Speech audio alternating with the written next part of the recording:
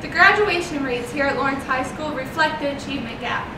Out of 20 students of low-income families, only 13 will graduate.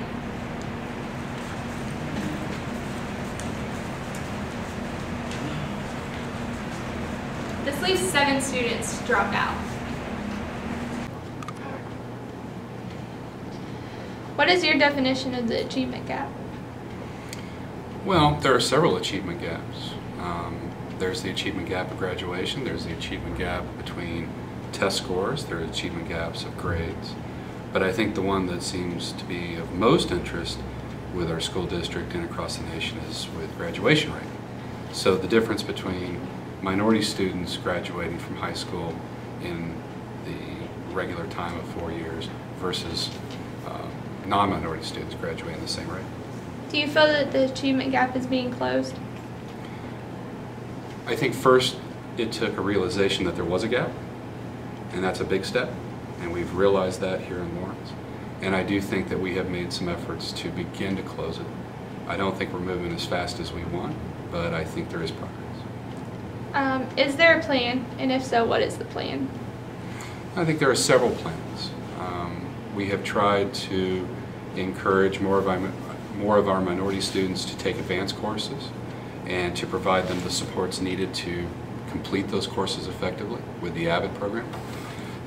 We've provided summer school and night school, especially in the core classes, to help students who have lost credits to make those credits up quicker to graduate with their class.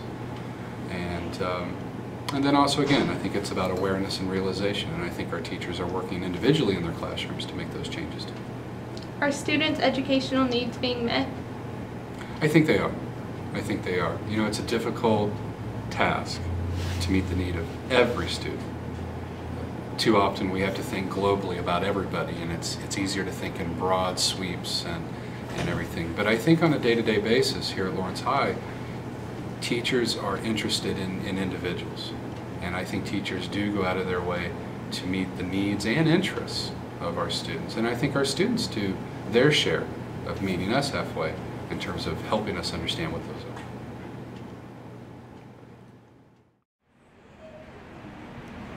are. Only 11 students in special education will graduate.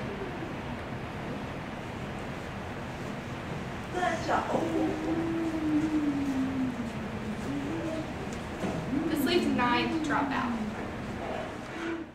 Do you know what the achievement gap is? I don't know what the achievement gap is. Could you take a guess? I have no idea even where to start. Okay, well, the achievement gap is a significant difference in scores between 2 groups of students. And based on that, do you see the achievement gap in the classroom? I mean, in some classrooms I do, but I see it kind of as a student's decision to do that. Because the teachers do the best they can to not make the gap. Were you aware of the achievement gap before now? I mean, yeah, I guess I was, but I guess it wasn't as important, like, as I thought. I didn't think of it as much, but I knew there was one, but I didn't think it was that big of a deal. How do you think we can close it? I think we can close it by, like, all working together and, like, all having equal rights and doing the best that we can. 8 Native American students will graduate.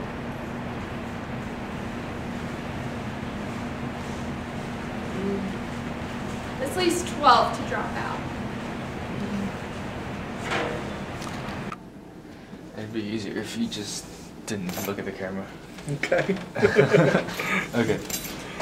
So what we're basically trying to do is raise awareness about the achievement gap in regards to the graduation rates.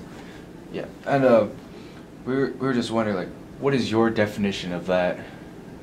Definition of achievement? Yeah. Well, typically when you talk about achievement gap, it is a group of minority students compared to a group of majority students. Most common reference to that would be comparing Caucasian students to achievement or graduation rate in this case to the graduation rate of African American students is most typical, but you could do it with any minority group. You could compare Hispanic students, you could compare students in free reduced lunch, you can also compare special ed students to non-special ed students and looking at achievement gap there. One thing we have done in Lawrence is Hispanic students are defined by the federal government as white, so they're not a they're not a standalone subgroup. Their scores, their achievements linked with that of the white students. Really? So yeah. Technically, are you Hispanic? Yeah. Technically, you are. Your performance goes. But see, what we've done is we start pulling them out and looking at them differently. So it's about how the federal government defines race. Do you feel that the achievement gap is being closed? I think we're making progress. I mean, if you look at data in 2008, 2007 for this building, and where you take any of the subgroups we just mentioned, as long as there are, you have to have 30 to be a subgroup. There's no child left behind. But if you have 30 students, and you look at where our performance of our African American students, our SPED students, our free and relief students, and you look at that where they are against the Caucasians, we've made a lot of progress. We've really, in particular to graduation rate, we've really done a lot to close those. But our math and reading scores have also done that. Our AP scores, we have more minority students taking AP courses and passing those tests now. So I feel like we've done a lot to close the gap. Do we still have a gap? Yeah, the gap still exists. And even if you get to the point where each group is achieving, I would think you'd have to then ask the question, say our graduation rate for Caucasian students is 88% and everybody else is 88%. Well, I would say we'd still have work to do because you're not at 100. Now compare those rates to white students, whereas 16 out of 20 students will graduate.